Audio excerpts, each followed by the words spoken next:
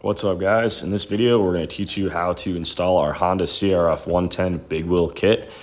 There's a lot of bits and bobs to this kit, as you can see in this video right here, so let's dive right into it. First step of getting this kit installed, we actually supply you with some tapered stem bearings. They're a lot stronger than the OEM ones. You're more than welcome to use your OEM bearings if your bike was brand new, but we do include these with the kit. So first step, get those races pounded out of the frame.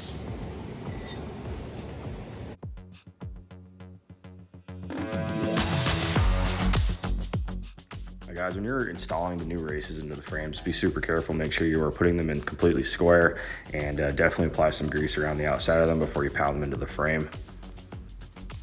So now it's time to get the triple clamp on. You can see the steering stops are already installed. We use 2 Allen key bolts with some lock washers. Alex already has the bearing pre-greased. He's going to go ahead and get all the OEM nuts reinstalled.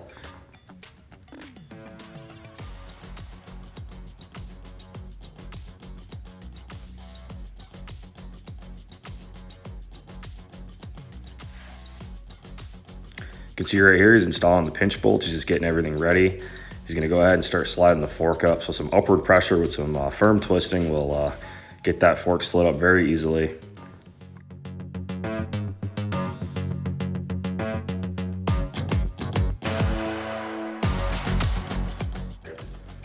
So he's gonna go ahead and torque the lower pinch bolts, and now he's gonna set the preload on the steering stem bearings. You can see he's giving it a little bit of a snug, and then he's testing it, just trying to make sure it's where he wants it. Next step is to torque the stem nut, and then move to the outer pinch bolts now that he has the tension set. Now guys, in this kit, we're converting this to anti-vibe handlebar mounts. So these are the same style of mount you'd have on like a big bike. These obviously are for the 7/8 bars. Now in this video, we're using Pit Posse clamps. However, all the kits that we're shipping out, they're coming with our own handlebar clamps, which are pretty much the same dimensions as those, and they are gonna be a billet aluminum color. So right here we have the front fender bracket. He's gonna basically get the key switch bracket installed first. You can see he's popping the key through the hole. He's taking his time getting the indicator light popped in there. Try to make this look as OEM as possible. We put it right back in the OEM position right off the front of our triple clamp.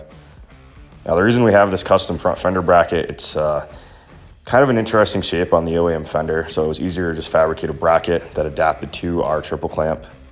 It also allows you to run a 3-wheeler front fender if you really wanted to run a wider fender. However, we like the look of the OEM dirt bike fender on the big wheel.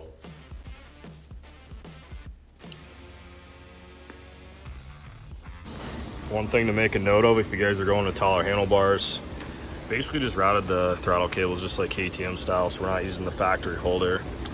Another thing, just make sure you guys zip tie all your wiring up before you put your number plate on. All right, time for the front number plates. You can see we supply some spacers and hardware that allows the correct height with the taller triple clamp. Close-up shot right there of how that looks. So now we're going to go ahead and get the front master cylinder mounted to the handlebars. So right here we've got a cable bracket that's going to mount to the OEM tab on the fork. But first, we got to get this front hub assembled, so we're going to go ahead and get the brake disc installed. The bolts actually do come with Loctite already on them, so go ahead and just torque those up.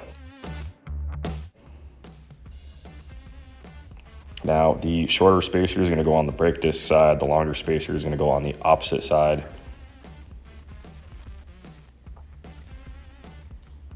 So right here, Alex is getting the wheel installed. Now, leave those lugs loose so you can actually slide the wheel over just a little bit when you go to install your front brake caliper. Makes it a little bit easier. So he's going to go first. He's going to install the front caliper bracket. There's going to be a spacer in between the bracket and the fork, and then the small spacer on the actual hub. That's going to give you a little bit of clearance for movement on the bracket. So right there, you can see snugging that up. Now he's getting that brake line clamp installed. And now it's time to torque the axle.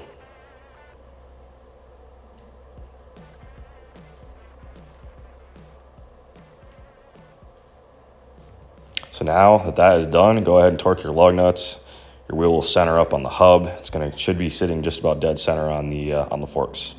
So right here we've got our swing arm assembly. They actually come with KLX110 bearings, even for the Honda kits. They just worked out really well. It goes on pretty much the same as OEM. Just be real careful when you're installing those, and take your time getting that pivot bolt slid through. So right here we've got our rear master cylinder bracket. It actually goes on the pivot bolt.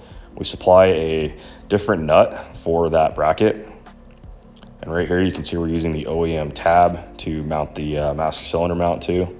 That's the second mounting position for it. There wasn't a lot to work with on this frame, so we tested a couple different designs. This one worked the best.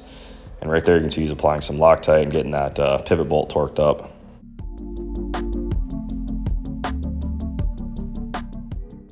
Time to get that rear hub assembled.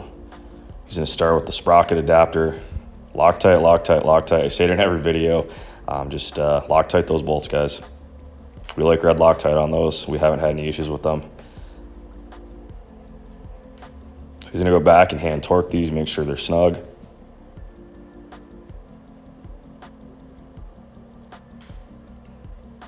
Same deal as the front hub. We're installing the brake disc on the rear hub now. Same hardware.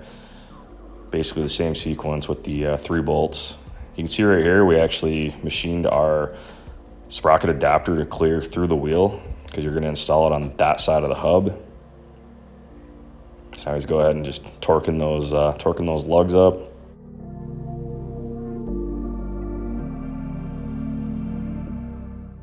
Time to put that sprocket on.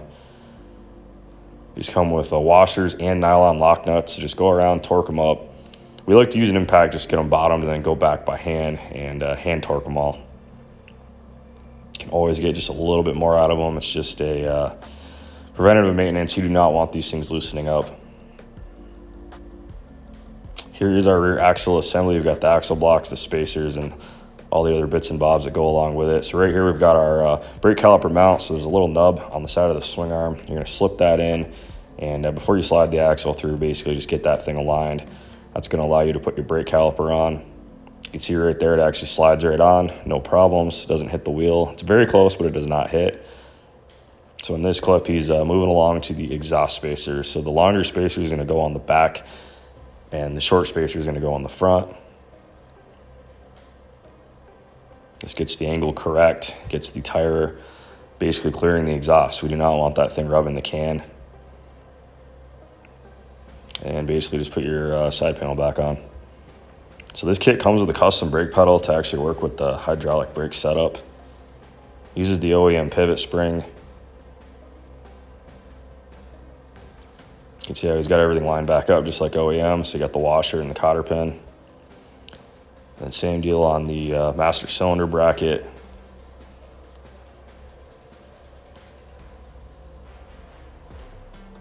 Next step, we're going to get the cable actually cinched down with another cable holder.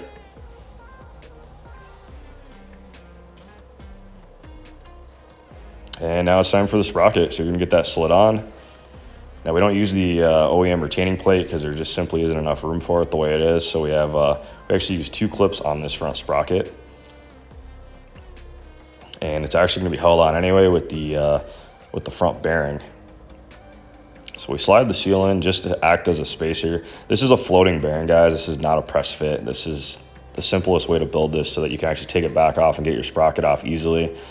So we have a slip fit design in the sprocket. You slide your bearing in, and then your cover has a nub that actually inserts into the bearing. We have this all set up so it's basically carrying all the load on the offset sprocket, so there's no issues. You can see we had a couple spacers on the top and bottom of that cover just to make it work. Now it's time to tighten the chain. Same as OEM, only we have the big bike style adjusters on this. All right, here he's already got it set, and now he's putting a rag on the sprocket and chain. This pulls the tire forward when you go to tighten your axle. Man, guys, that actually wasn't too bad. So if you have any questions, just hit us up, bbcracing@gmail.com. We are going to do some paper directions for like the wheel spacers and all the other bits and bobs that are a little bit more confusing, but it's time to get out and ride your bike. Hope you guys enjoy the kits. I just want to thank all of you guys that have been ordering these kits. We appreciate all your guys' support. We have a KLX 110 kit coming out soon, and possibly the other brands. So stay tuned to the channel. We'll see you in the next video.